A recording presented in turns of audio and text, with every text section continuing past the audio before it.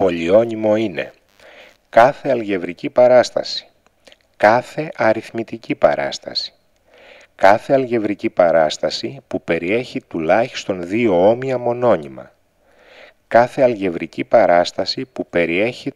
Δίνεται το πολυώνυμο α του χ ίσον α επί χ στην τρίτη και β μείον 1 και όλο επί χ τετράγωνο και χ μείον 5, όπου α, β είναι πραγματικοί αριθμοί. Το α του χ είναι τρίτου βαθμού. Το α του χ είναι το πολύ τρίτου βαθμού. Υπάρχουν τιμές στον α, β. Δίνεται το πολυώνυμο χ τρίτης ψ τετράγωνο μείον 3 χ τετάρτης ψ τρίτης συν χ ψ τετάρτης. Τότε ο βαθμός του ως προς χ είναι 8 και ο βαθμός του ως προς ψ είναι 9. Ο βαθμός του ως προς χ και ψ είναι 8, ως προς χ είναι 4 και ως προς ψ είναι 4. Ο βαθμός του ως προς χ και ψ είναι 7, ως προς χ δίνονται τα πολυώνυμα π του χ ίσον χ τετράγωνο μείον 5 και q του χ ίσον α χ τετράγωνο και β χ και γ. Τα πολυώνυμα αυτά είναι του ίδιου βαθμού για κάθε τιμή των πραγματικών αριθμών α, β, γ. Είναι διαφορετικά πολυώνυμα για κάθε τιμή των πραγματικών α, β, γ. Δίνονται τα πολυώνυμα π του χ ίσον χ τρίτης και 2 χ πλην 1 και q του χ ίσον α χ τρίτης μείον χ τετράγωνο συν 3. Τότε το πολυώνυμο π του χ συν q του χ είναι τρίτου βαθμού.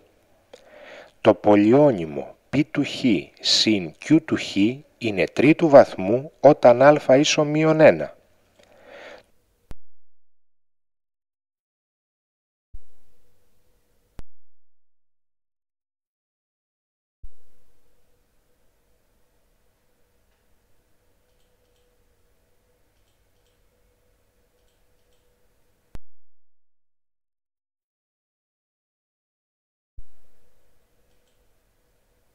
Αν το α ίσο 0, το πολυώνυμο δεν είναι τρίτου βαθμού, καθώς μηδενίζει ο συντελεστής του μεγιστοβάθμιου, του κύβου. Αν α διάφορο του μηδενός, το πολυώνυμο είναι τρίτου βαθμού και όταν α ίσο με το 0, το πολυώνυμο είναι μικρότερου βαθμού. Άρα μπορούμε να πούμε ότι είναι το πολύ τρίτου βαθμού. Για να είναι σταθερό ένα πολυώνυμο, πρέπει να ισούται με κάποιο συγκεκριμένο πραγματικό αριθμό. Δεν είναι δυνατό να συμβεί με το πολυώνυμό μας, αφού υπάρχει ο πρωτοβάθμιος όρος χ που δεν είναι δυνατό να απαλληφθεί.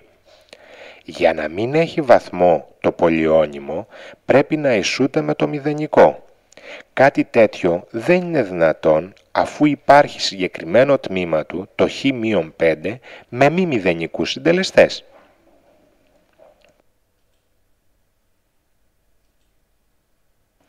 Το άθροισμα π του χ συν q του χ ισούται με χ τρίτης και 2 χ πλην 1 και α χ τρίτης μείον χ τετράγωνο συν 3, το οποίο με τη σειρά του ισούται με 1 και α και όλο επί χ τρίτης μείον χ τετράγωνο συν 2χ συν 2. Το πολυώνυμο είναι το πολύ τρίτου βαθμού, διότι